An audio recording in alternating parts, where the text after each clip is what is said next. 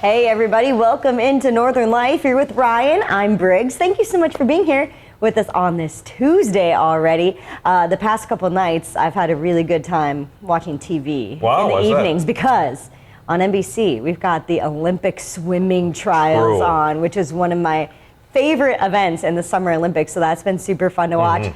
Incredible, too, what they've done to the stadium in Indianapolis there. The first time they've ever turned an NFL stadium into a swimming pool. Which is super cool. Because a lot of people want to watch it. I mean, it's fun to watch it on TV, too, but probably in person, the atmosphere of that all. I'm sure these athletes have a lot of adrenaline pumping through their veins when that's going on. They said there were 20,000 spectators who came to watch in person, which is the largest swim meet that's ever been held, apparently. That is so cool. And I think the U.S. gymnastics trial is coming up, right? Yeah. Is that in Minneapolis? It is at the end of the month. So I think there's going to be, I know there will be a ton of people from all around the country coming to see, you know, the best talent there. And I think they're going to have some cool events like set up in downtown Minneapolis too. So hopefully someone from our Northern News Now team is going to get to go down and show us exactly what it's like having an Olympic trial right in our state. That's something pretty cool. Yeah, it's pretty cool to talk about. Not so cool lately have been the mosquitoes, in my opinion, outside. I was going to say, lots to be thankful for this Tuesday, but the past couple of days, mosquitoes have been attacking me. I've been going on walks or playing golf. It just seems like they're even bigger than normal. I know. It's all that wetness, too. They just hang out, and then they buzz around. Every time I walk my dog, I just do this the entire time and like try to swat them away from him, too. I'm sure golfing is just tough. Stinks. Ooh. Stinks, to say the least. No more mosquitoes. No more. Go away, please. Well, hey, coming up today, we have a brand new blindfold to share. Hunter takes the two of us to the streets of Superior, where we're helping the city crews by filling some potholes. And it was a lot of fun, actually. It was a lot of fun. It actually, you know, after hours and hours, it would be a lot of work. But, you know, they let us stay for about 10 to 15 minutes, and that was our, that was our job for the day. And later on, the Great Lakes Aquarium here in Duluth is naming their new octopus, and guess what? That octopus apparently gets to choose its own name. Plus, we're going to talk about a few cool additions to some Midwest state fairs. But first, want to wish you all, and our dads too, a happy belated Father's Day out there. Briggs, how was your Father's Day? It was lovely. Went over to my parents' house. We enjoyed some burgers that my dad grilled for himself. Cool. But he's by far the best griller out there. Oh, you found a picture of us. Oh, fantastic. I scoured the webs for some photos. Thank you. Yeah, it was really nice. We just had a nice family dinner and got to enjoy each other's company. So it was super nice. And I'm sure my dad got to do his favorite thing yesterday, which was complete a lot of projects, or the other day, Sunday around home. Yeah, so he loves that. So how was your Father's Day weekend? It was good. So I was supposed to go to the Twins game with my dad on Saturday. And so we got inside the Target field, we get our tickets scanned, we got a ticket scanned in another area, and as soon as we walk in, the TV and the announcer go, well, today's game has been postponed for tomorrow. So I know, tough. But so they got a doubleheader on Sunday, so my dad and my mom and sister got to go to those. But it just started raining, and so it was a little sad. But we still got lunch. I got to see the niece as well, so made up for it. Fun. You guys got all the way into the game just for them to be like, nope. Yeah. And it was like 15 minutes before the game started, too. And funny enough, before my dad and I walked into the stadium, he goes, the Target Field and the Twins have been terrible about announcing postponed games and stuff like that. And lo and behold, it happened to us. So. Oh, man. Well, there must have been a lot of people going to that game, too, for Father's Day weekend. Yeah, and a lot of sad kids like walking in on the way as we're leaving. We know and they don't that the game's been postponed, so probably sad for them once they realize that there wasn't a game today. Yeah, and then you're getting drenched in the rain, too, as it comes down. Bummer. Well, as the work week moves on, working remotely comes with increased flexibility and a better work-life balance, but you might want to make sure you're actually working. Good advice. Some Wells Fargo employees just found that out the hard way. Wells Fargo says more than a dozen workers were fired for simulating their keyboard activity. In other words, they were pretending to work, likely using a device called a mouse jiggler that keeps your screen active while you're away. It's not clear what exactly those employees were doing instead of working, probably anything but working. I didn't know they had a device for such a thing. It moves your mouse every once in a while? Because I think it's the thing with like Microsoft Teams, you can tell if somebody is active or not. So it's like red if they're inactive. yellow if they're away, and green if they are active. So, I mean, it just feels like a little bit of micromanaging, in my opinion, just to like say, oh, little Timmy over there is not, hasn't moved his mouse in an hour. Might be a problem. Right. Hopefully they were also measuring their output of work like in a concrete sort of way, because maybe those folks, I don't know if they were kind of allowed to like shift their hours and work maybe at night if they had, more free time at night, or if they were kind of strictly supposed to be working during that 9 to 5 frame. But man, that's tough to lose your job, but maybe you should actually get your work done. Yeah, if you are indeed purchasing one of those mouse jigglers, maybe think about what you're doing. While there are both good and bad flyers in every state here in the U.S., some areas may have more inconsiderate airline passengers than others. According to a new survey by gaming company Solitaire Bliss, it found Iowa has the worst travel etiquette, followed by Illinois. According to respondents, the most common inconsiderate behaviors are reclining your seats without asking, using phones loudly in the terminal, and placing bags on terminal seats. Meanwhile, Wisconsin came in second for the most well-mannered passengers. Hunter's not here for his hot take, so I'll go ahead with a hot take. Sure. I'm surprised the worst etiquette wasn't on the East Coast. Wow. There was a couple Midwest states with worst etiquettes. Yeah. What's that about? I think it said Arkansas has the best well-mannered passengers. Okay. So, and Wisconsin too. Do you have something to say about the East Coast folks? I feel like they're just kind of, get moving type people. Sure. They want to keep things going and not necessarily willing to hold back about making sure they get that done, in my opinion. I mean, it's only a couple hours. The difference between Wisconsin and Iowa might need to be researched to figure out why it's so much different. What's going on at the border there? Yeah. Well, next year on Northern Life, we're helping the city of Superior getting rid of potholes one by one. We'll be right back.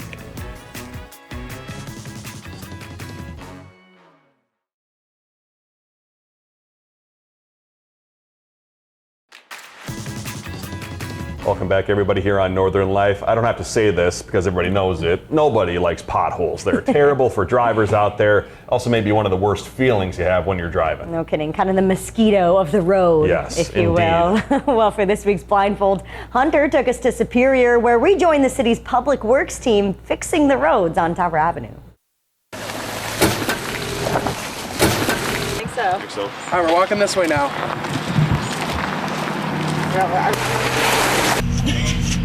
Okay, we're going back onto a sidewalk, careful. You can take off your blindfolds. We're gonna help fill in potholes today in the city of Superior. Oh my God. You're allowing us to do this? Somehow we got clearance. I don't know how we got clearance, but we got clearance. It's like I said in the car, if Tony Evers can do it, so can we. So we got a bunch of safety vests. Whoever wants, Hi, probably everybody should get one. Nice to meet you. Thank you so much. This is exciting. I can't wait. No way. How did we get permission to do this? No way. Awesome, thank you. All right.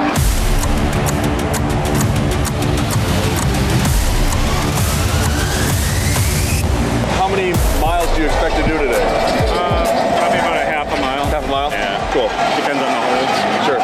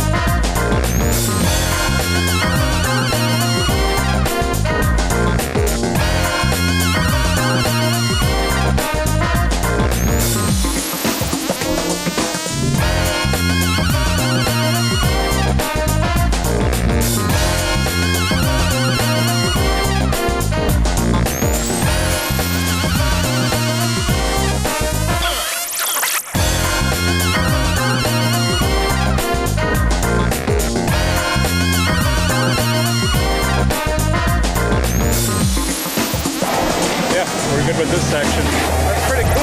Heck yeah. That's quick. That's pretty quick work.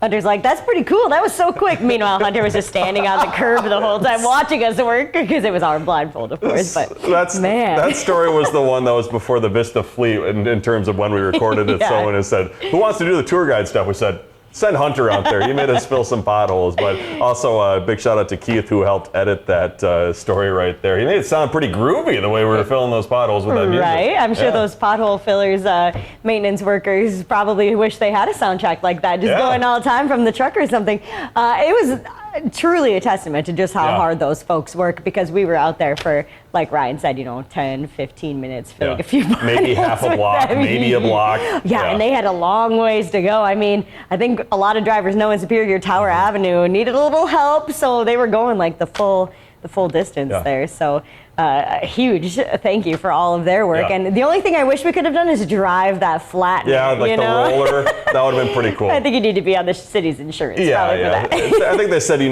need to be towards the top of years of experience in order to ride the roller. But the other thing too is that, we filled it. As soon as we turn around, it was already basically done. Yeah. It was amazing how quick it kind of was once you have that many people working on it. Absolutely. Good teamwork on the streets of Superior. It was a lot of fun. Yeah, so big thanks to the city for letting us do that. A lot of work going on this summer. That includes construction here in the Twin Ports. It also includes in Paris for the start of the Olympic Games, where dozens of boats have participated in a rehearsal of their opening Olympic ceremony with a little more than a month to go until that. A total of 205 delegations will parade on more than 80 boats on the River Seine, or Seine as we say it in the U.S., I believe. There will be one final rehearsal before the opening ceremony come July 26th. Man, I know how much work it takes just for us to put on the Christmas City of the North parade, let alone a parade like that's seen on an international scale. So, man, kudos to the people who are out there organizing that, rehearsing, producing it, directing it. Oh, the television broadcast, that must be something. And it's on the water, too. And it's on the water. What could go wrong? Take camera 1235. Man, I would pay a lot of money to go behind the scenes and just see what goes into that. It'd be a lot. Well, when we come back, we're going to be talking about a change to a Wisconsin State Fair favorite.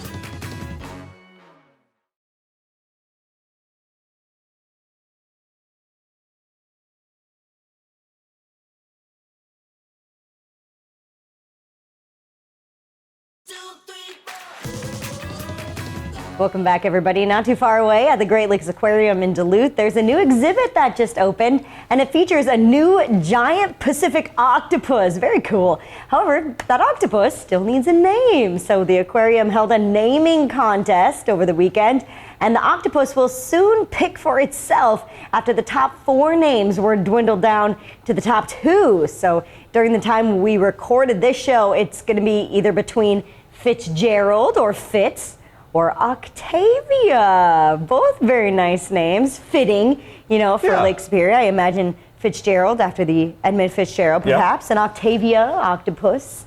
But do we know if it's a male or female? I believe it's a female. Oh, okay. Cool. So I think the other thing we were talking about too is how would an octopus go about choosing its name? Would it be like a Harry and CJ type NFL pick situation? Right. But I was just thinking about that during our commercial break too. Since it has 8 tentacles, could it grab both at the same time? That ain't good. And what would the aquarium staff would have to do like a photo finish thing, like which tentacle grabbed it first. Kentucky Derby. Yeah, what do octopus even eat? I don't know, fish or like little, we'll have to look it up. They don't eat ink. Yeah, so something enticing right in front of them. Whatever we'll have to look that up during the break. I think Seth's talking to her saying he's Googling it for us right now. Perfect. But when that happens, hopefully we'll be able to show you here on Northern Life. And for the first time in Wisconsin State Fair history, a change is being made to the fair's iconic cream puff this summer. It is the 100th anniversary of the item, and it's been announced that this August event in West Allis will debut 4 new flavors of it, marking the first time flavored cream puffs have ever been offered at the fair. So apparently back in the 1920s, since I didn't know what cream puffs were, Wisconsin Governor John Blaine wanted a food showcasing Wisconsin's dairy industry, and Charles Kramer came up with the cream puff using a recipe from the Southside Bakery his family owned. Little history fact for you. Cool. The fair gets underway on August 1st. Nice. It looked like maybe it could have been a strawberry cream puff over on the one side there. That looked pretty tasty. I think the other thing too is that they said only like the first 1,924 people will be allowed to buy it. 1924, you know, since it's been 100 years. So that checks out. Man, I got to rush over to the fair. I know. I got to make my travel plans now. August 1st through the 10th, I believe. Okay, so right before Minnesota, so you can hit both. Yeah, why not both? Well, and if you're able to make it to the Illinois State Fair this year, just be ready to see some unique hair choices while you're there. The Illinois State Fair is calling for entries for their 2024 mullet competition, aiming to find the very best mullets in the state. That kid appears to have a pretty good one. Participants who are residents can easily register online to showcase their iconic hairstyles. So you got to live in Illinois, okay, and you have to have some really nice hair, like this little guy here. I remember Wisconsin, I think, did like a statewide mullet contest, or maybe it was nationwide, and there was a boy from Wisconsin. I believe that's him. Oh. Yep. This is the only mullet video I could find. So. Oh, too funny, yeah. I was checking our database. I was like, mullet, and for some reason, mullet might be a type of fish too. Oh. Because like on the area where we usually get video, only thing that popped up was fish. So I'm glad that I found some video of a kid with a mullet. I'm glad you did too. Yeah. Have you ever had any interesting hairstyles? Maybe not a mullet or anything? I used to have the Bieber haircut way back in the day, where it was kind of longer on the sides and it kind of swooped across the front. I mean, a couple of years ago, I had the hair that was down to here, which was super incredibly long. It was long. You looked like a totally different person. Yeah. But any hair regrets for you or wild choices? Just cutting it too short, you know, several times, and you're like, man, why did I do that? It takes years to grow back Can't out. go back when it's cut too short like that. Always sad. Tough. A whole lot more coming up after the break, including tomorrow's Does It Work product.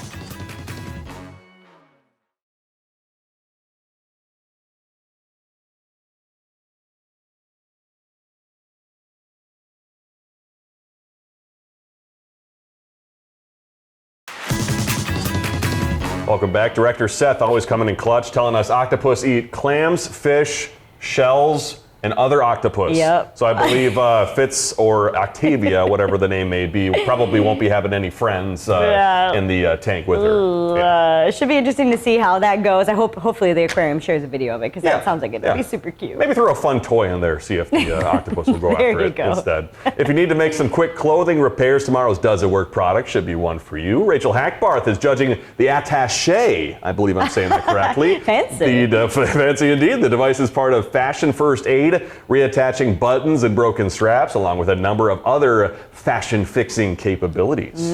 Seems like a helpful tool. Well, before we go, while it may be rainy out there this week, it is a great reminder to enjoy the outdoors, as today is National Go Fishing Day. It's a great way to disconnect and relax, and even maybe teach someone how to fish. Fun fact, there are more than 25,000 different species of fish out there. I've actually never been fishing. Which is, we need to go fishing. Yeah. Only off like the little pier with like a tiny little fish. It kind of counted. That's but still fishing. The activity of itself. I gotta do the real thing where I get on the boat. You know, you have to do a serious reeling in. We'll save that for another day. There we go. Maybe a blindfold. Thanks for joining us. Find some time to throw a line, or just head outside to unwind. That's the life in the great North Woods. Hike or bike, whatever you like. Get out in the day, enjoy the night. Yeah, we got the life in the great North Woods. Yeah, we got the life in the great North Woods. Yeah, this is Northern Life.